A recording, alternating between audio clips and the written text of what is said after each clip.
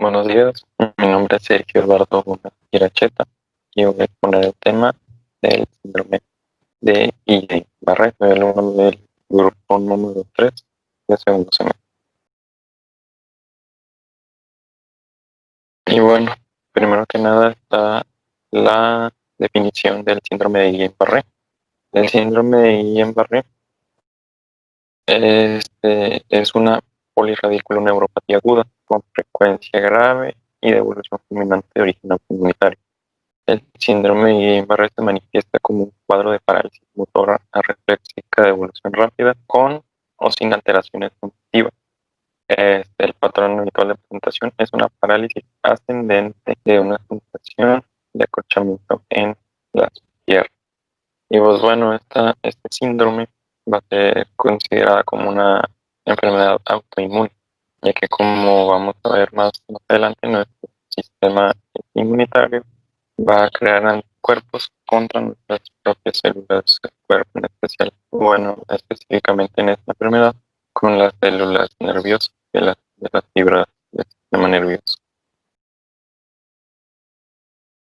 Epidemiología, bueno, esta enfermedad se presenta todo el año.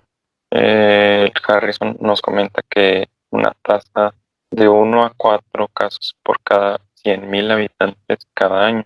En Estados Unidos ocurren cerca de 5.000 a 6.000 habitantes, casos al año. El riesgo del síndrome de Guillain-Barré es un poco mayor en los varones que en las mujeres, y en los países occidentales afecta más a menudo a los adultos mayores. Alrededor del 70% de los casos del síndrome de Guillain-Barré son precedidos de 1 a 3 semanas por un proceso infeccioso agudo, generalmente respiratorio o gastrointestinal. Aquí en México, aproximadamente el 40% de los casos del síndrome de Guillain-Barré son ocasionados por la bacteria o el bacilo gram negativo Campylobacter jejuni, que además de producir una gastroenteritis, como es propio de microorganismo, puede llegar a complicaciones, tanto como generar un síndrome, una patología autoinmune como lo es el síndrome de Guillain-Barré. Se ha estado relacionando en los últimos estudios para ver la relación que tiene este bacilo con el desarrollo del síndrome de Guillain-Barré. Tenemos factores genéticos, lo que se cree es que hay múltiples factores genéticos y ambientales que llevan al riesgo de desarrollar este síndrome, pero que el hecho de tener una variación genética relacionada con el síndrome de Guillain-Barré no significa que una persona desarrolle la enfermedad. Es decir, estas variaciones confieren una predisposición genética y las infecciones desencadenan la enfermedad. Quiere decir que si hay alguna predisposición genética, pudiera hacer que se presente la enfermedad, pero quien va a desarrollar esta enfermedad será un proceso infeccioso propiamente, ya sea por el Campylobacter jejuni o por algún síntoma megalovir. Y bueno, los factores predisponentes nos dicen que los cultivos y las pruebas epidemiológicas muestran que el 20 al 30% de todos los casos que ocurren en Estados Unidos, Europa y Australia van precedidos de infección o reinfección por Campylobacter jejuni. Aquí en México es aproximadamente un 40% de los casos que ocurren por Campylobacter jejuni. Datos de tipo circunstancial sugieren que todos los casos de Guillain-Barré se deben a respuestas inmunitarias contra antígenos extraños, microorganismos infecciosos o vacunas que se desvían al tejido nervioso del hospedador por un mecanismo de similitud del epítopo, que se le va a llamar también semejanza molecular, o lo que vamos a revisar más adelante como mimetismo molecular. Las características del microorganismo Campylobacter jejuni es que es un bacilo gram negativo, es pequeño, y la forma es muy común. Es una característica muy específica de este bacilo, es que tiene una forma de S, o comúnmente dicho como una ala de gaviota. Son móviles con un solo flagelo polar y no forman esporas. El flagelo, como bien dice, es polar, solamente está en uno de los extremos del bacilo y se lleva bien en ambientes acuíferos, ya que el flagelo le permite esa movilidad. La membrana externa del Campylobacter contiene antígeno lipopolisacárido con la actividad, típica actividad endotóxica que nos va a ayudar, le va a ayudar a su virulencia. El lipooligosacárido participa en la resistencia, la adherencia a las células epiteliales y a la invasión. Este lipooligosacárido es el responsable, en gran parte, del mimetismo molecular. Y bueno, la presencia del flagelo ayuda a la motilidad, adherencia, colonización del hospedero y a la secreción e invasión por el movimiento que permite. Y bueno, el síndrome Guillain-Barré se puede clasificar de distintas maneras o lo podemos dividir en varios subtipos, como es la polineuropatía desmielinizante inflamatoria aguda, que es el tipo de desmielinizante, como su nombre lo dice. En este subtipo, el ataque inicial será en la superficie de las células de Schwann, lesión difusa de la mielina, activación de macrófagos e infiltración linfocítica, lesión axónica o secundaria variable. Este es uno de los tipos del síndrome de Guillain-Barré. Está también la neuropatía axónica motora aguda, LAMAN, que es de tipo axónico. El ataque inicial serán los nódulos motores de Ranvier, activación de macrófagos, escasos linfocitos, abundantes macrófagos periaxónicos, grandes variaciones en la gravedad de la lesión axónica. El otro tipo es la neuropatía axónica sensitivo-motora aguda, que es de tipo axónico también, y va a ser similares a la neuropatía axonal motora aguda, pero también con afectación en los y raíces vivas.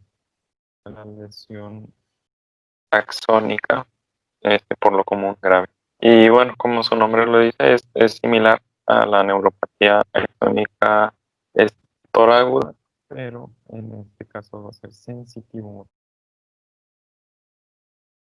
El síndrome de Miller-Fisher va a ser de tipo axónico desmielinizante.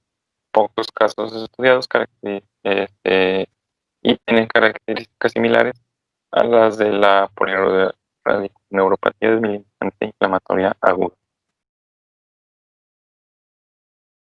Y bueno, el mimetismo molecular es lo que comentaba anteriormente y esta es la principal causa de que sea considerada esta enfermedad como una patología autoinmune. Y bueno, vamos a ver lo que nos dice el Harrison, que el mimetismo molecular es un mecanismo a través del cual agentes infecciosos o las sustancias exógenas pueden iniciar una respuesta inmune contra autoantígenos. ¿Qué quiere decir? Que una característica normal de nuestro sistema inmunitario es responder o causar una respuesta inmunitaria a microorganismos o a sustancias externas a nuestro cuerpo. En este caso, el mimetismo molecular es el mecanismo mediante el cual un agente infeccioso puede iniciar una respuesta autoinmune. Quiere decir que nuestros cuerpos, en lugar de atacar a la membrana externa del microorganismo, va a atacar a algunas células propias del cuerpo que tengan una estructura similar. Las enfermedades autoinmunes son una consecuencia de una respuesta inmune contra antígenos propios, que resulta en el daño y eventualmente en una disfunción de los órganos blancos. En este caso, pues van a ser las fibras nerviosas, ¿no? Los nervios que son responsables de llevar la conducción de todo el cuerpo. Un hospedero susceptible adquiere una infección con un agente que tiene antígenos que son inmunológicamente similares a los suyos, pero que difieren lo suficiente como para inducir una respuesta inmune cuando son presentados a las células. Y bueno, en esta imagen podemos ver Ya, molecularmente la estructura de un lipoligosacárido, propiamente de Campylobacter jejuni, y la estructura de un gangliósido M1 del axolema, ¿no? Este viene a ser parte de la neurona y pues la membrana externa viene siendo, pertenece al Campylobacter jejuni. Bueno, la estructura es casi similar, es muy similar de hecho. Está compuesto por la galactosa, la N-galactosamina, viene de nuevo una galactosa, este, un ácido N-acetilneuramínico, y lo único que diferencia sería que en la membrana externa del Campylobacter jejuni tenemos este otro oligosacárido, ¿verdad? En el gangliósido tiene una glucosa. Y por último, en el lipoligosacárido tiene un lípido A, y en el gangliósido se tiene una ceramido. Eso es lo único que puede en sí cambiar, es una estructura similar, pero al momento de provocar una reacción inmunitaria, los anticuerpos pueden llegar a confundir estas estructuras y atacar a las propias. Y bueno, es lo que está representado en esta diapositiva. Vamos a hacer ahí unas pequeñas marcas. Bueno, aquí primeramente tenemos al Campylobacter jejuni. Este Campylobacter, como vimos, pues tiene la forma de gaviota, tiene su flagelo, y eso tiene forma de bacilo.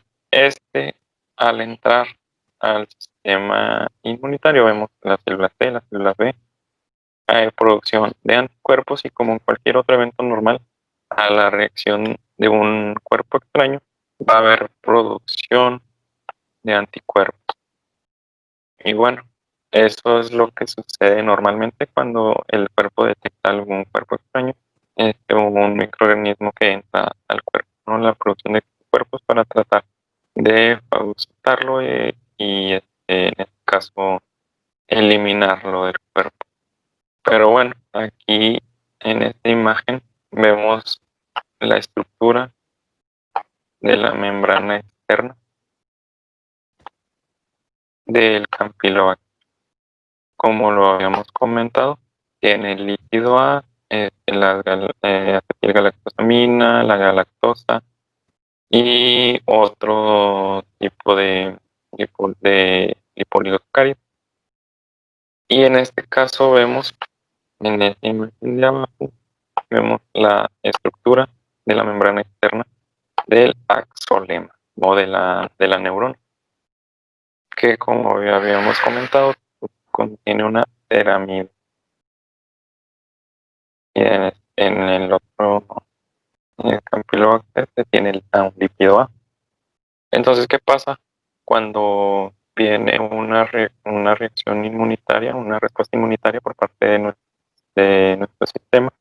Los anticuerpos detectan como extraños a las células del axolema, a la estructura del axolema, que es la membrana externa de la neurona o del axón, en lugar de atacar al Campylobacter jejuni. ¿Por qué? Por lo que hemos comentado, el mimetismo molecular. Es decir, es muy parecida a la estructura del Campylobacter jejuni a la estructura del axolema. Entonces, ¿qué van a hacer? Estos anticuerpos van a destruir, o se van a implantar en la estructura de la membrana externa de la neurona. Esta, como la conocemos, es la neurona, ¿verdad? Propiamente. Y aquí depende el tipo depende la estructura en la que el anticuerpo se implante, o en este caso vaya a dañar a la neurona. De eso va a depender el subtipo del del Guillain-Barré, el subtipo del síndrome. Entonces, vemos aquí la neurona periférica, y cuando el anticuerpo se implanta sobre el nódulo de Rambier, aquí lo tenemos, nódulo de Rambier, está está abajo, que son los espacios que quedan descubiertos entre las vainas de mielina. Al atacar aquí, va a haber una neuropatía motora aguda. Es el subtipo del Guillain-Barré. La neuropatía axonal motora aguda va a ser causada porque el anticuerpo dañó al nódulo de Rand. En otro caso, el anticuerpo puede dañar a la vaina de mielina, ¿no? Aquí tenemos a la vaina de mielina en las células Schwann. Y en este caso, cuando el anticuerpo daña a lo que es la vaina de mielina, tiene la polirradiculoneuropatía desmielinizante inflamatoria aguda. Polineuropatía desmielinizante inflamatoria aguda de tipo desmielinizante. Entonces, en la imagen de la derecha vemos una vaina de mielina íntegra, o igual aquí la podemos ver también, una vaina de mielina que está bien formada normalmente. Y en la imagen de aquí abajo vemos una vaina de mielina lesionada. Quiere decir que el sistema inmunitario la detectó ya como extraña y trató de destruir. Y pues, ¿qué va a pasar cuando se destruya una célula nerviosa? Pues vamos a tener problemas de movilidad, como lo es el cuadro clínico del síndrome. La fisiopatología, bueno, en las formas desmielinizantes del síndrome de Guillain-Barré, el mecanismo fisiopatológico de la parálisis flácida y de las alteraciones sensitivas es el bloqueo de la conducción. En casos graves de síndrome de Guillain-Barré desmielinizante se suele producir degeneración axónica secundaria. Su extensión se demuestra electrofisiológicamente y la mayor gravedad de la degeneración axónica secundaria se relaciona con mayor lentitud en la recuperación y con un mayor grado de discapacidad residual. Esos son daños que podría generar o que genera el tipo de daño a la célula nerviosa. En los casos con afección axónica motora, en que la recuperación es rápida, se considera que la lesión está localizada en ramas motoras terminales, lo que permite que tenga lugar rápidamente la regeneración y la reinervación. Otra posibilidad en los casos leves es que los renuevos colaterales y la reinervación a partir de los axones motores que sobreviven cercanos a la unión neuromuscular empiezan a restablecer la continuidad fisiológica con las células musculares durante un periodo de varios meses. Y bueno, el cuadro clínico de este síndrome, lo más característico de él es la presentación de parálisis ascendente con sensación de escuchamientos en las piernas. Lo habitual es que la debilidad evolucione en un lapso de horas a pocos días y a menudo se acompaña con disestesias, hormigueos en las extremidades. Las piernas se afectan con mayor intensidad en los brazos y en el 50% de los pacientes se observa paresia facial, ya sea completa, ya sea hemiparesia, pero se presenta en el 50% la paresia facial, en este caso la parálisis o la incapacidad de mover el rostro. Las manifestaciones habituales son la pérdida del control vasomotor, con amplia fluctuación de la presión arterial, hipotensión postura y arritmia cardíaca. En la mayoría de los pacientes es indispensable la hospitalización y en distintas series hasta un 30% necesita asistencia ventilatoria en algún momento de la enfermedad, que siempre es en la etapa ya más grave donde los nervios están más dañados y hay hasta debilidad para mantener la respiración, por lo que se ocuparía el apoyo ventilatorio. Y bueno, el diagnóstico de el síndrome de Guillain-Barré, es una entidad descriptiva, ¿no? El diagnóstico de la polirradiculoneuropatía desmielinizante inflamatoria aguda se establece cuando se identifica el patrón de parálisis de evolución rápida con arreflexia, ausencia de fiebre y otros síntomas sistemáticos, y los fenómenos antecedentes característicos. Si hay una fuerte sospecha del diagnóstico, el tratamiento debe iniciarse sin esperar la evolución de los signos en el estudio electrodiagnóstico y del líquido cefalorraquídeo característico. Los pacientes con síndrome de IEM y factores de riesgo para VIH o con pleocitosis de líquido cefalorraquídeo deben someterse a prueba serológica para el virus de la inmunodeficiencia humana. Los criterios de Asbury señalan dos características clínicas necesarias para establecer el diagnóstico, que es la debilidad progresiva y la reflexia. En esto se añade una velocidad de conducción enlentecida, bloqueo parcial de la conducción motora, dispersión temporal anormal y latencias distales prolongadas. Todo esto causado por la afectación a las células nerviosas. El diagnóstico diferencial del síndrome de Guillain-Barré pueden ser otros trastornos que podrían incluirse en el diagnóstico diferencial, como mielopatías agudas, difteria, polirradiculitis de Lyme y otras parálisis causadas por garrapata, porfiria, neuropatía vasculítica, poliomielitis, virus del Nilo occidental, polirradiculitis por citomegalovirus, neuropatía, miopatía del enfermo crítico, trastornos de la unión neuromuscular como miastenia grave o botulismo. Aquí en México, después de la erradicación de la poliomielitis, el síndrome de Guillain-Barré se convirtió en el síndrome de mayor frecuencia que causa parálisis. Entonces, tiene algunas otras patologías que pueden relacionarse con este síndrome, pero el diagnóstico clínico es en algunos casos no fácil de identificar, pero tiene signos, sintomatologías muy características. Los signos y síntomas, que es el habla farfullante, una velocidad aumentada de las expresiones, pero sin claridad.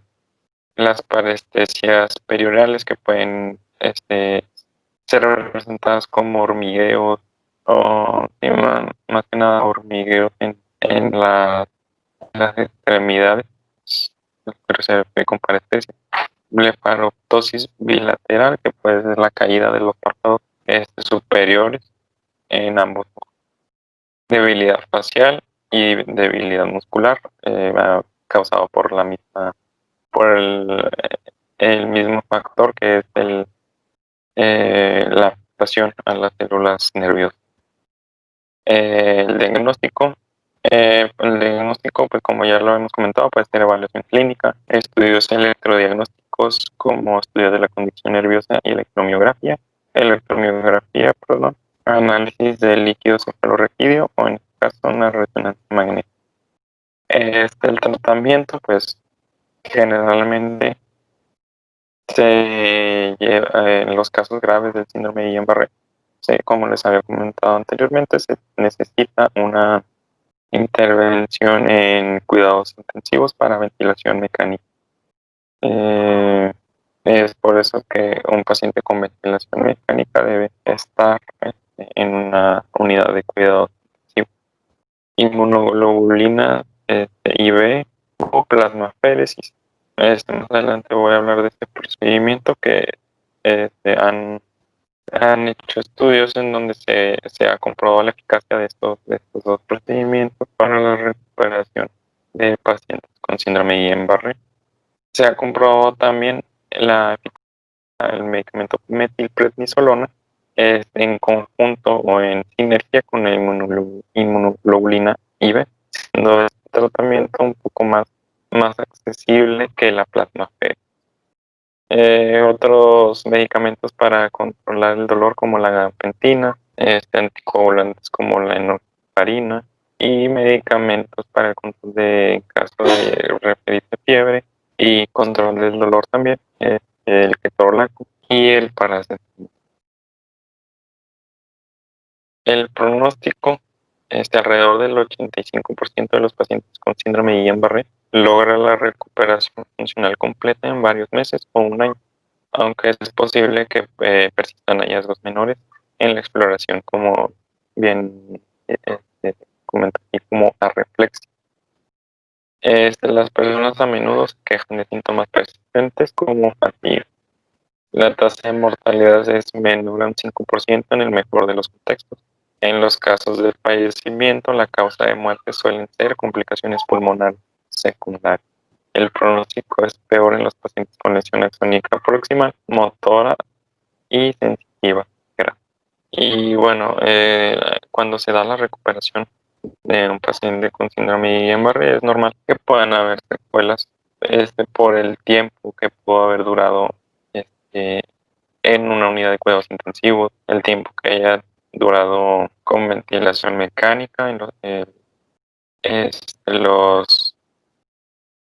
las complicaciones que haya presentado durante su estancia hospitalaria y las secuelas que puedan dejar, que puedan quedar en su sistema respiratorio. Y bueno, las complicaciones las vamos a ver más que nada en el sistema osteomuscular y que es ahí donde se origina el problema.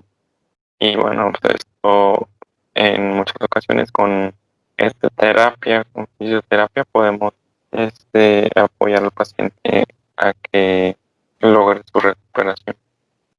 El tratamiento, pues como lo había mencionado anteriormente, la Campylobacter jejuni es sensible a estos antibióticos, que como la eritromicina, la azitromicina, la gentamicina, tetracyclina y cloranfenicol. Muchos de ellos antibióticos macrólidos de tipo bacteriostáticos. La eritromicina y la azitromicina cortan la duración de la enfermedad cuando se administran en etapas tempranas de la infección gastrointestinal.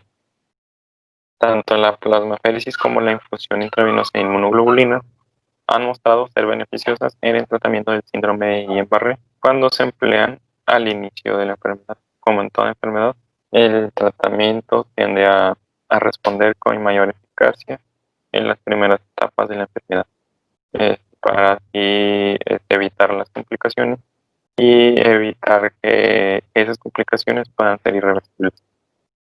El procedimiento de la plasmaféresis, bueno, consiste en extraer la sangre del paciente, separar las células blancas con las células rojas y las plaquetas del plasma y regresar la sangre solamente al torrente sanguíneo del paciente y conservar solamente el plasma, ¿no? Separar el plasma. Entonces, este plasma después va a ser sustituido por el mismo paciente rápidamente. Y bueno, aquí se busca de alguna manera extraer todos estos anticuerpos que se están formando en contra de la explema. Entonces, nada, bueno, y como había comentado, la infusión de inmunoglobulinas intravenosas han demostrado eficacia cuando se combina con la metilprednisolona. Y bueno, ya por último, las intervenciones de enfermería para un paciente con síndrome de Guillain-Barré depende mucho de la etapa en la que se encuentra. Muchas de ellas van encaminadas a cuando se ingresa al paciente a la terapia intensiva o en la unidad de cuidados intensivos. Una de las intervenciones que podríamos nosotros utilizar es la monitorización de la saturación de oxígeno, ¿no? La saturación de oxígeno, el nivel de oxígeno que contiene la sangre del paciente. Y bueno, tanto la monitorización como la gasometría nos pueden ayudar a observar si la ventilación es adecuada en el paciente, ¿no?